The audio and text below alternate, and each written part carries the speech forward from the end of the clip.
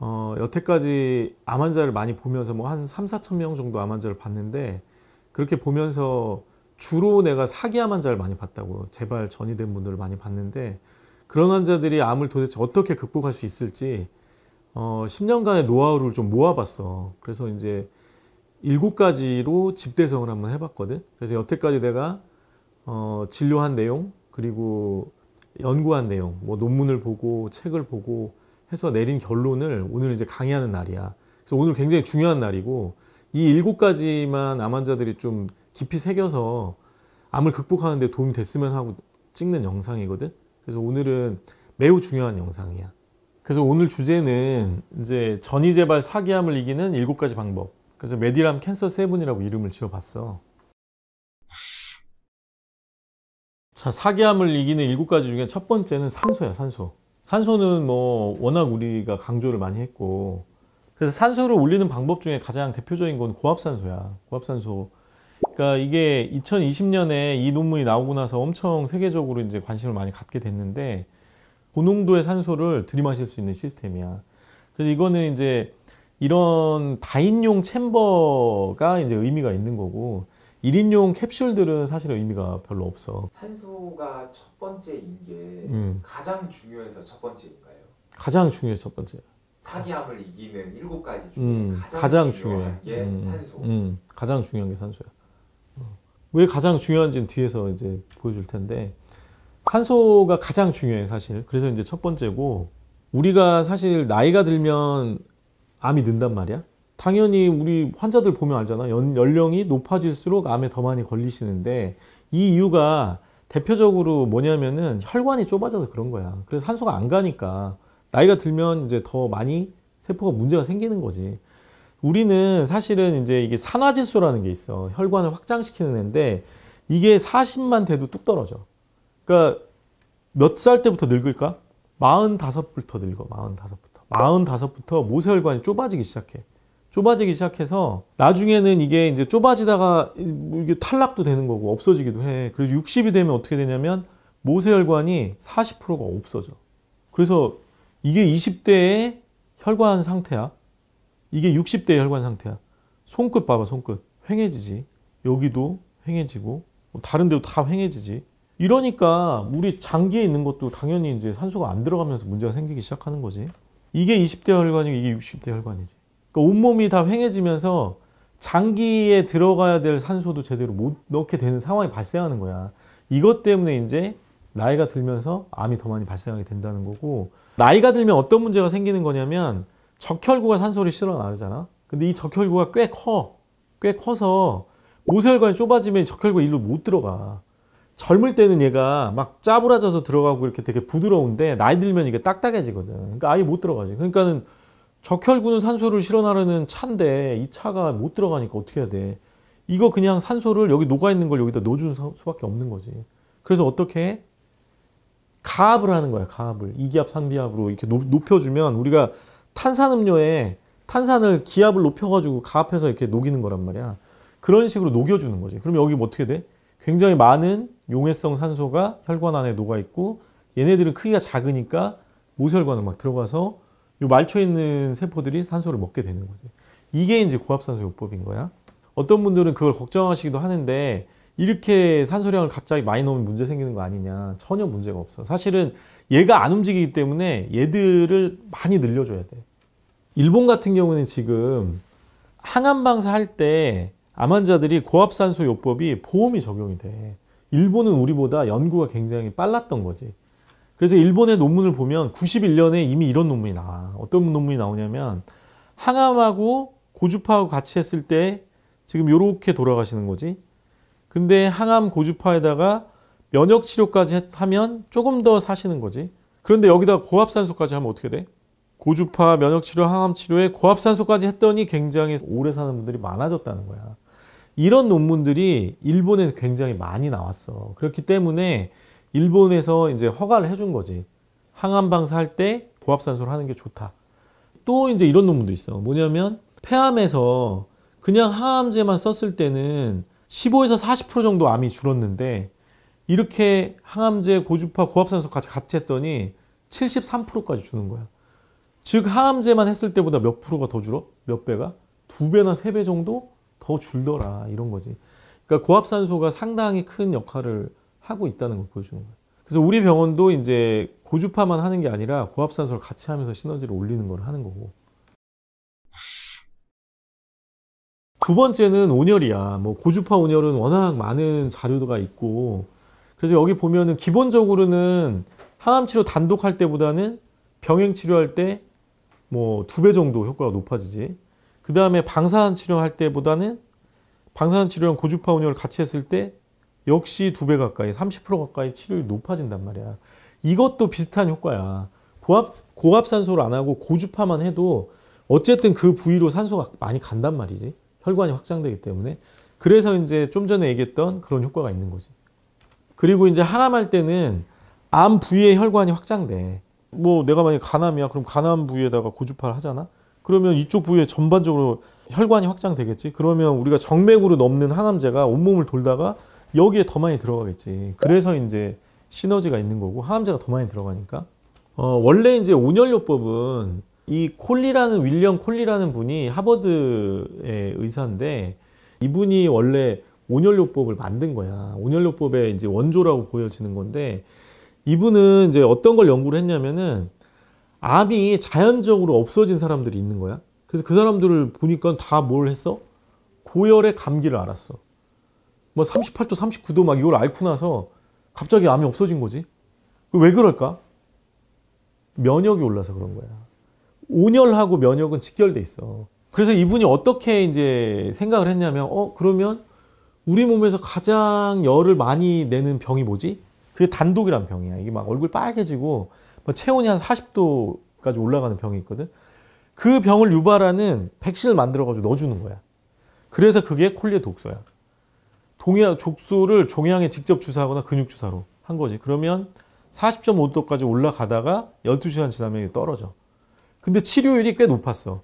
이 콜리의 독소요법은 98년까지도 독일에서는 썼어. 이 요법을.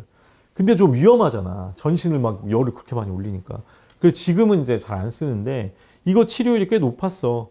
수술 불가능한 유방암이나 수술 불가능한 난소암이 5년 생존율 다 60%대가 넘었고 골육종이 막 90%, 이 치료하기 어려운 육종도 뭐 48%, 림프종은 58% 이렇게 이제 치료율이 되게 높게 나왔었지. 근데 이 치료는 되게 위험하기 때문에 이제 지금은 이 치료가 고주파 온열 치료로 바뀌었다고 생각하면 되는 거야. 그래서 이제 고주파 온열 치료는 특정 부위의 온도를 올리는 거잖아. 좀 전에 이제 윌리엄 콜리 얘기를 했었는데 사실 이제 열하고 우리 면역계는 직결돼 있어. 그거를 보여주는 이제 대표적인 실험이 있는데 이게 일본에서 한 거야. 보면은 T세포를 35도에서 배양하는 거야. 그래서 암세포랑 같이 넣은 거지. 그랬더니 12시간 동안 14%를 죽여. 근데 온도를 올려보는 거지 이제. 35도에서 4도를 올려. 4도. 그럼 39도잖아. 4도만 올려도 44%를 죽이더라는 거야. 그러니까 우리가 온열을 하는 거는 굉장히 중요한 의미가 있는 거지. 그래서 암세포는 또 이제 뭐가 있냐면은 세포 분열을 하잖아. 분열하면 뜨거워져. 그래서 차갑게 해주면 암세포는 분열 속도가 더 올라가. 분열하는 애들은 다 뜨겁거든. 그래서 어떻게 해줘야 돼? 따뜻하게 해야 돼. 암세포가 있는데 막 분열하고 있는데 차갑게 해주면 이게 더 식어가지고 더 빨리 자라. 그래서 암 환자는 반드시 몸을 따뜻하게 해야 돼. 면역세포도 영향을 주고 분열 속도에도 영향을 준다는 거지.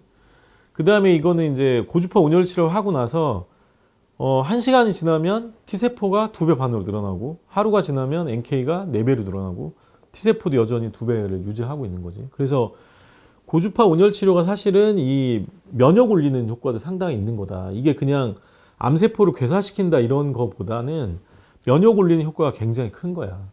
그리고 혈관 확장시키고 산소도 넣어주고 이런 효과가 굉장히 큰 거고. 그 다음에 이제 이거는 우리가 일반적으로 하는 고주파 온열은 1시간을 하잖아. 1시간을 하는데 이 온열학회 최일봉 교수님이 이런 실험을 했었어. 1시간을 했더니 국소 고주파 온열 치료를 NK세포 활성도라는 게 어떤 사람은 떨어지는데 어떤 사람은 올라가더라 이런 거지. 뭐 이거 떨어지는 사람들이 막 있다는 거야. 고주파 온열을 했는데도. 이게 왜 그러냐?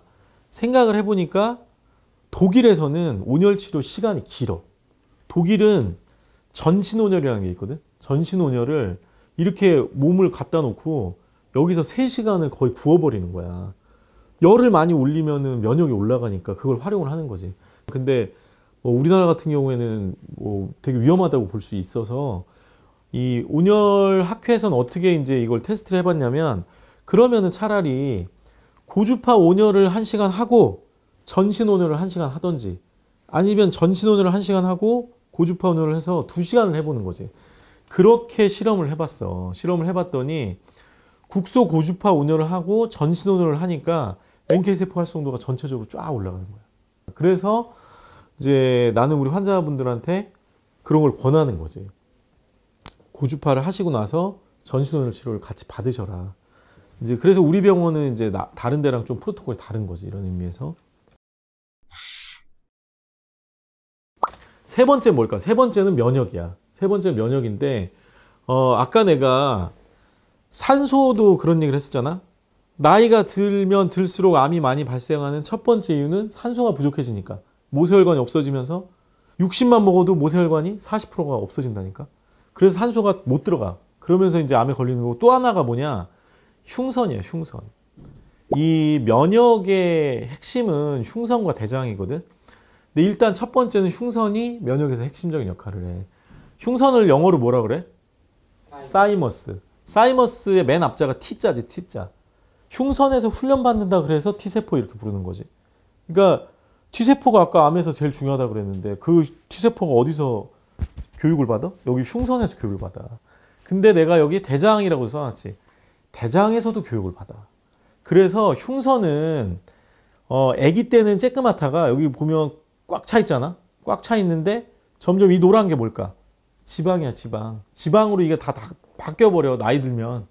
그래서 흉선은 10대 때 최대를 찍은 다음에 쭉 퇴화가 돼. 40이 먹으면 흉선의 기능이 30%밖에 안 남아. 60을 먹으면 흉선의 기능이 10%밖에 안 남아. 그래서 사실은 연세가 드실수록 면역이 떨어지는 거야. 그러면 우리는 어떻게 해야 돼? 이 사이모신 알파라는 게 흉선에서 나오는 면역 물질이란 말이야. 이게 연세가 들수록 떨어지니까 이거를 외부에서 넣어주는 거지. 그게 쌀알파 주사야. 그게 쌀알파 주사고, 연세가 드실수록 여기서 그러니까 교육을 T세포가 훈련을 잘 못하겠지? 그 어디서 해야 돼? 대장에서 해야 돼. 이거 영상을 잠깐 볼게. 자, 이제 이 영상은 NHK에서 만든 거거든. NHK에서 만든 건데, NHK 월드에서 이제 만든 건데, 대장이 실제로 면역세포를 훈련하는 훈련 기관이라는 걸 보여주는 영상이야. 여기 봐봐봐. 얘네가 대장에 이제 요런 부분들이 있단 말이야. 요런 부분들로 들어가. 요런 세포들이 요걸 가지고 끌고 들어가. 끌고 들어가서 여긴 막 면역이 엄청 많은 데인데 이 면역세포한테 훈련을 시키는 거야. 야, 얘는 나쁜 애 아니니까 공격하지 마. 이렇게 하는 거지. 얘가 이제 그걸 인지하는 거야. 얘는 공격 안 해도 되네. 이걸 배우는 거지, 얘가. 이거 공격 안 해. 이렇게 되는 거야. 그런데 봐봐. 좀 있으면은 딱 봐도 좀 안 좋게 생긴 애들이 오잖아. 감염성 균들이야. 이런 균들이 오면 얘가 갔다가 이렇게 만나서 야, 얘는 공격해야 돼. 이놈 나쁜 놈이야. 이러면 얘가 이제 이놈 나중에 공격해야지. 이러고 훈련을 하는 거야. 이게 이제 대장의 역할이 있다는 거지. 이 훈련, 흉선만 그 기능을 하는 게 아니라는 거야. 그러니까 흉선이 70대 되면은 뭐 거의 뭐 10% 이하로 막 떨어지는데 그러면 도대체 뭐 T세포가 그러면 하나도 안 생기나? 그런 게 아니라는 거야. 이렇게 우리 대장이 하는 역할이 면역 훈련 기관으로서의 역할이 있다는 거지. 그리고 이 T세포를 조절하는 조절 T세포라고 있거든.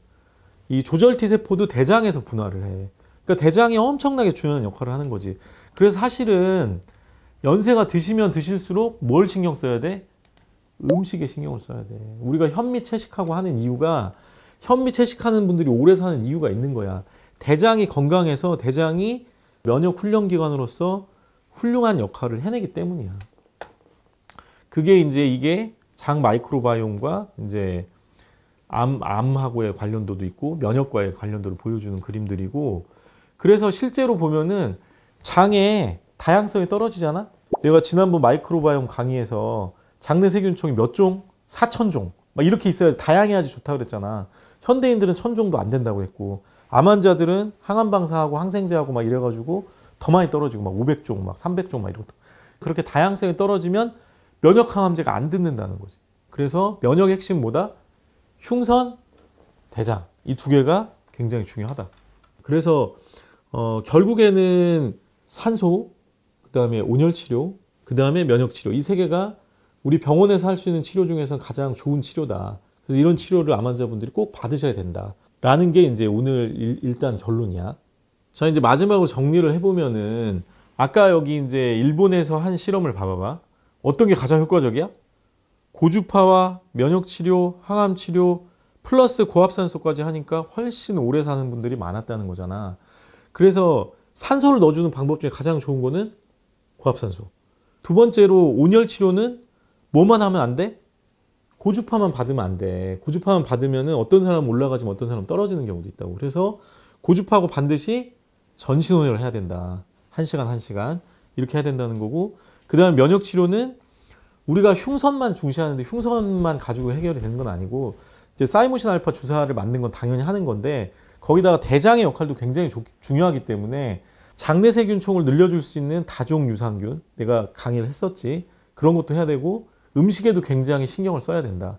그런 솔루션을 다 해서 이제 병원에서 받을 수 있는 거 치료로는 고압산소, 그 다음에 온열 치료, 그 다음에 면역 치료, 이걸 다 같이 하셔야지 암을 극복하는 데 도움이 많이 될 수 있다. 이게 오늘의 결론이야. 자, 이제 내가 암을 이기는 7가지를 얘기했는데 오늘 3가지를 얘기했잖아. 3가지가 뭐였어? 고압산소, 온열치료, 면역치료, 이 3가지야. 나머지 4가지는 다음 시간에 이제 얘기를 할 건데, 환자의 역할이 굉장히 중요한 거예요. 하지만 환자가 잘 모르시기 때문에 병원에서 이제 가이드를 해줄 거야. 그래서 내가 이제 다음 시간에 그 4가지에 대해서 어떻게 하셔야 되는지 가이드를 쭉 하면서 다룰 거야. 그럼 다음 시간에 또 그걸 다룰게.